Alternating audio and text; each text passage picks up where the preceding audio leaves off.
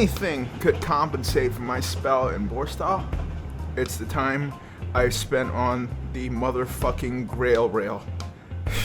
The past couple of days have gone by way too quickly for my liking. Every midday, I wake up to a clean cabin restocked with amenities.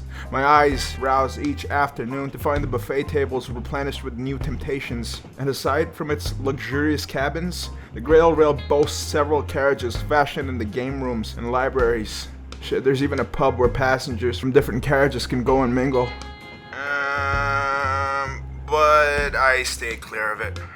The only people who can afford riding the Grail Rail are lucrative businessmen, which, in the Octagon, means cutthroat fucking mobsters. So, apart from occasionally dropping by the library to pretend looking for novels while I actually look for things to diversify my spank bank, I don't really interact with the other passengers much. No, I prefer to happily waste the days away, furled up in a comforter, scratching my ass and munching off whatever that day's menu serves. Yes, I did use different hands. I think. Although the newspapers are mostly just propaganda for gangs looking to ensnare the easily influenced. Sifting through the bullshit, I realized that my stint in Borstal blinded me to a major power shift that's gripped the country. A month ago, any idiot could tell you that Kyle Zillan was and always had been the most dominant person in the entire Octagon. But the instant his murder was revealed to the public, the country saw a massive power rift overnight. According to the Fuzz, 17 minutes was all it took to dismantle the most dominant crime syndicate this country had ever seen. People were already fleeing the cities, hoping to steer clear of the anticipated bloodshed over Zillan's recently vacated territory. However, the events that ensued were just as unforeseen as the assassinations that sparked them. The Sagramore Treaty Declaration. Instead of clawing tooth and nail to seize the remnants of Zillan's empire, the remaining 3 regions called a truce. They claimed they were just as shocked by the late regent's demise and ceased all attempts on each other's territory to catch the culprits. And now, is your bullshit meter going off? Yeah. But I'd be lying if I said it didn't make sense. I mean, any one of them could just as easily have replaced Zillan as the victim. But I completely agree with you, that liberté, égalité, fraternité bullshit. I'm sure each of these fuckers got an agenda behind the truce. But at the moment, for the life of me, I can't imagine what. Shit, I don't know whether I'm more confused by the truce itself or the fact that they actually named it STD. However, for the time being, it's been doing nothing but good. Shit, bet you never thought you'd hear somebody praise the 3 alphabets that give any man a cold sweat on their balls before, huh? Currently, Zillan's territory is being governed by a parliament of representatives from each region in hopes that any singular private interests would be vetoed by the presence of the others. Under the STD, schools, hospitals, even relatively less corrupt police forces have been set up. Now, apparently, one such university has been built at Bryce Peaks, which is where this train is headed, but no, I have no intention of staying for freshman orientation. I'm done sightseeing. I've got a very scary cousin waiting for me at home. However, the return of the king will have to be put on hold for a little while. According to the crew, the Grail Rail is going to be taking a week-long stop at Bryce Peak Station because of Powder Wave, a freakish blizzard that's going to be shredding through the entire town and its surrounding countryside. Shit, man, I'd be lying if I said I wasn't worried about it. But the crew has assured me that the train is going to reach well before the storm even kicks up. And, well, let's be honest, it's really hard to feel worried when you're stuffing your gullet with pastries. And while the gooey chocolate melts down my throat, it's also melting the anxiety and guilt away from me. So I quietly assume the position and start tickling my family's history of heart problems. I grab a chocolate-covered and filled donut from the table, some heavy whipping cream to, dip it in, and drop into a plush leather skin armchair right next to my bed. Since the cushy life has sedated me into an almost drone-like routine of eat, shit, sleep, and repeat, I haven't exactly been keeping track of where we've been going. 2 more days? Or are we arriving in 3? Fuck, I don't know. Right now, we're passing through a snowy forest along the edge of a cliff. I've never exactly been afraid of heights, but the canyon's depths make my stomach churn. So I draw the curtains and shift my thoughts to something that has been bugging me. Chewing on the chocolatey goodness, I ponder about what Fred said. You know, about Yomi, Ayame, and I escaping the octagon. What the fuck does that mean? It would be the best thing fucking ever, but it's impossible, right? Well, Fred seems to think otherwise. I don't really have any reason to doubt his word. Everything he's said been fucking spot on so far. Suddenly, I realize the faint rattling of the wheels is getting louder and more frequent, as if we're speeding up. Okay, just chill out, eat another bite. Driver knows what he's doing. The cabin harshly bucks up, unsettling everything in the room. Food is flying across the cabin. The lights are flickering on and off. Furniture is toppling over. I jump off my barreling seat but feel the cabin slide underfoot. Viciously jerked sideways, I trip and fly headfirst into a shelf.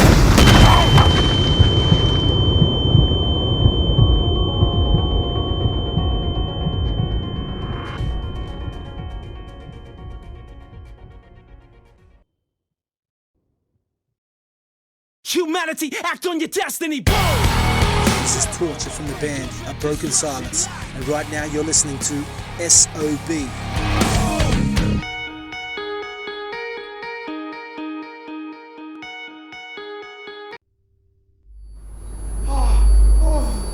Oh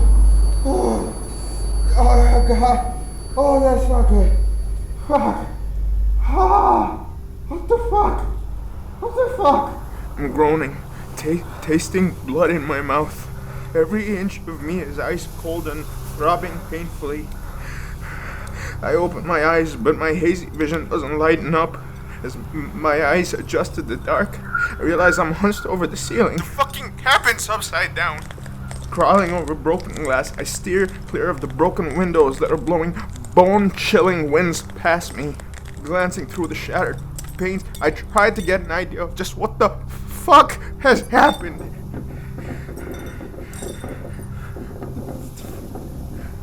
The fuck is that? An odd scratching sound starts grabbing my attention. It's coming from the door between my cabin and the next. Excuse me. Is someone there? For a moment, I only hear the wind whistle. Oh, thank God, there's someone here. I scramble over the broken furniture and wrench the door open. Hey, oh shit. Are you okay? My eyes are fixed on the figure before me. His uniform tells me he's one of the crew members, but his face, it's a bloody, clawed up mess. Yo, excuse me, are you Before I know it, he's pinning me to the floor. What the fuck is this guy doing? Where the fuck is he trying to bite me? I desperately push him by the throat to keep him off me. Yo, what the fuck are you doing? Stop it! My arms are dangerously quivering underneath his weight. Okay, just do it! Fucking do it! I kick him hard between the legs, but he still keeps trying to bite my face up. What the fuck is this guy? Do something! It's something I learned from a book called Brave's Basic Jiu-Jitsu. I butterfly my legs, get my feet between his own, and then sweep him to his back. I quickly scramble off him and try to escape, but fucking where? There's nowhere to fucking go! He takes advantage of my indecision and throws himself at me, tackling me through the window. Although it's really dark, a quick glance down makes me cuss. My cabin was stuck up on a heap of crashed carriages, at least 50 fucking feet high, and I do not want to experience what 50 fucking feet high tastes like. Ghost, do something! I latch on to anything to stop my descent. Although I grab a hold of something, my assailant isn't as lucky. Dangling from a jagged windowsill, I glance down. Oh God, what the fuck? His body goes limp, surrounded in a pool of growing red. What the shit got into him? And what those noises? The ghost effortlessly guides me down the wrecked heap. The noises coming from inside the grail rail's twisted remnants are unsettling me. Scratching, groaning, growling, screaming. I try to ignore them and press on, but I realize a glowing heat above me. I look up. Oh shit! The fucking train's on fire! As the flames descend, I scurry down, but it's too quick. The fire's almost engulfed me. No time. I release my grip.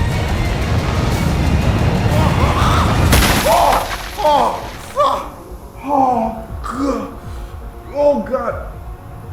Oh, the snow is supposed to be soft. What the fuck? Who the fuck said snow is soft? It looks all fluffy and shit. The snow wasn't gonna do shit to cushion your fall, genius. Shut up. Oh, fuck. That hurt. My knees buckled painfully under my weight, and I fall onto my face. Yeah, by the way, I don't want to interrupt your R&R, but you're about to get flamed on, so fucking move. Biting through the pain, I drag myself to my feet and try to put some distance between me and this flaming stack of metal and bodies. I stumble towards the incline, anticipating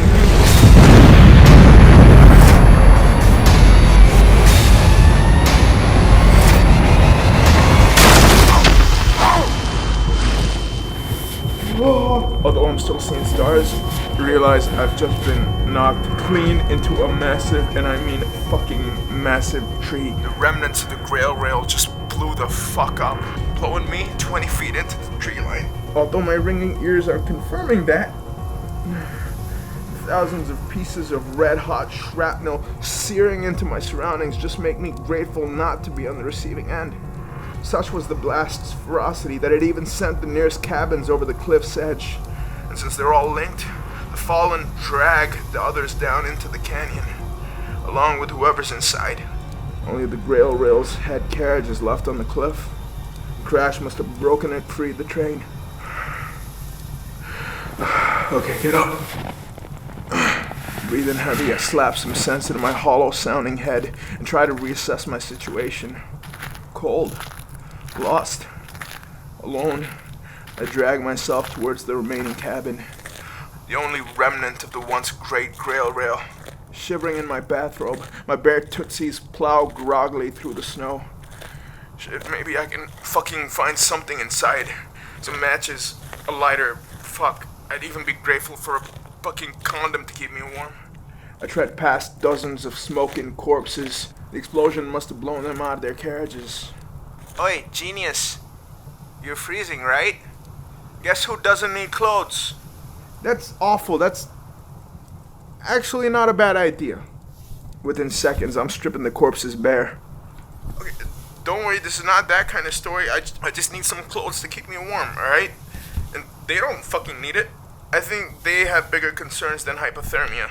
Whereas me, if you look at me, my nipples can cut glass and my balls could pass as raisins. So please, cut me some slack.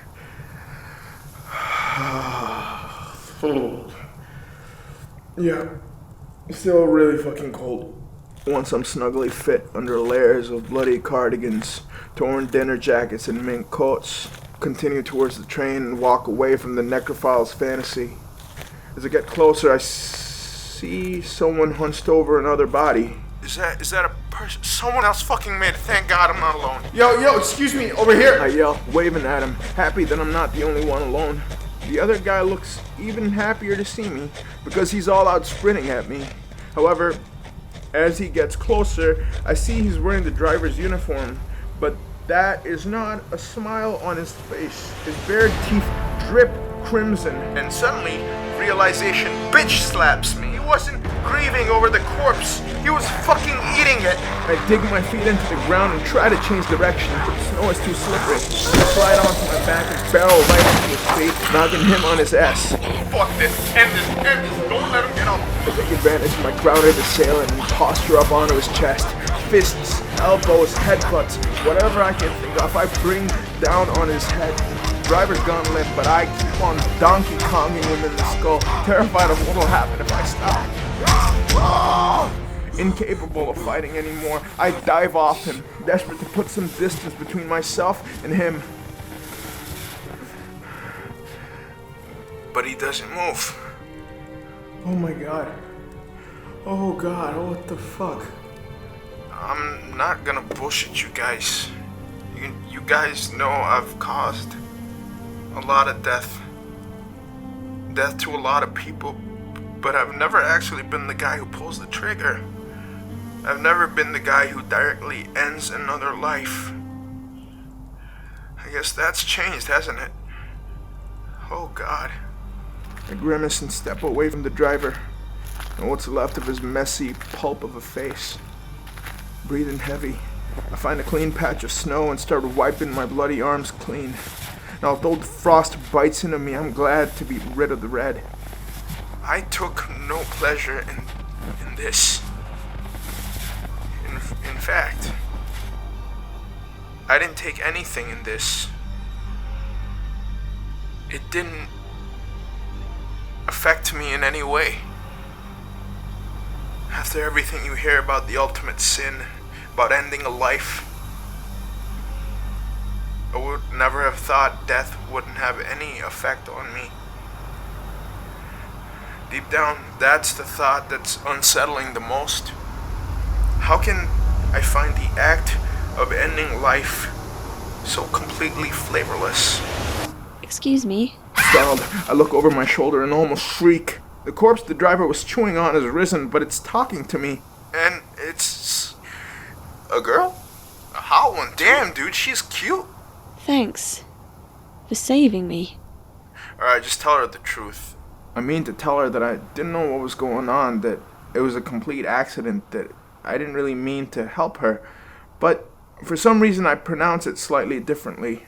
Yeah, you look like you could have used some help back there. You alright, miss? You utter creep. The driver, he tried to bite me. He was trying to bite me, but you got here just in time.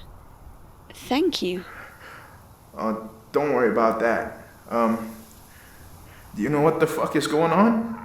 I mean, why is everybody trying to eat everybody? You mean he wasn't the only crazy one?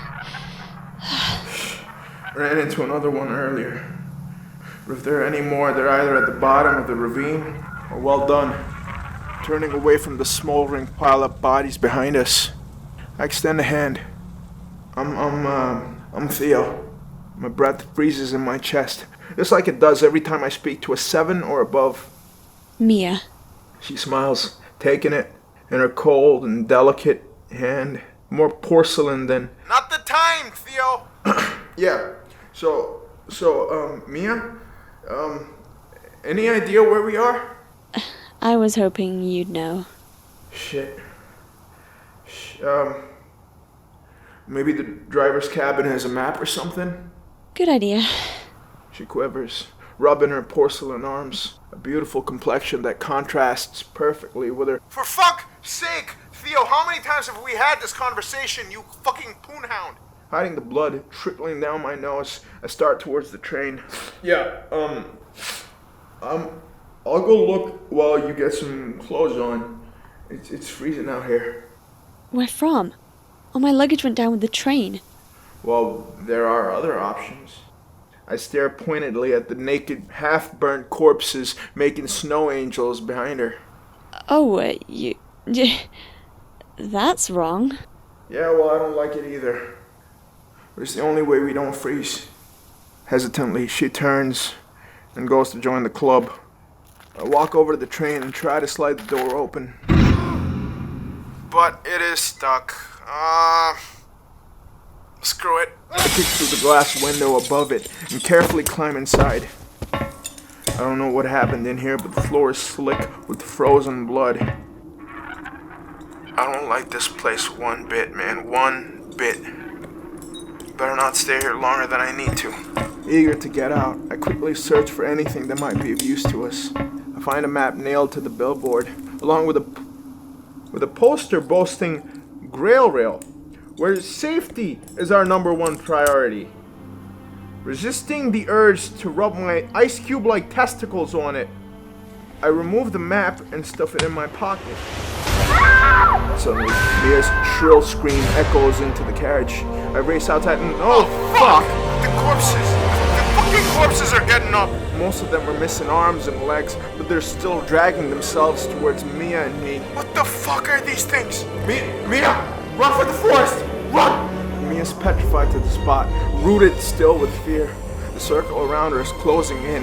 There are too many around her. She's done for if she doesn't snap out of it, and that does not look like it's happening. Which means that once I'm alone, my city boy ass isn't going to fare too well either.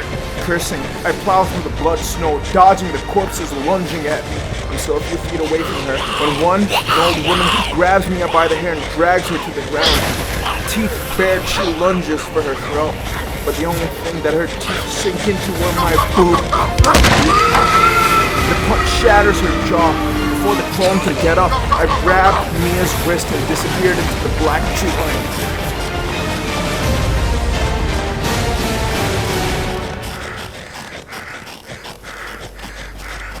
I can feel the dead give chase. They don't feel pain. They don't get tired. They aren't going to freeze to death. But Mia and I are already panting hard. How long do you think we're gonna last?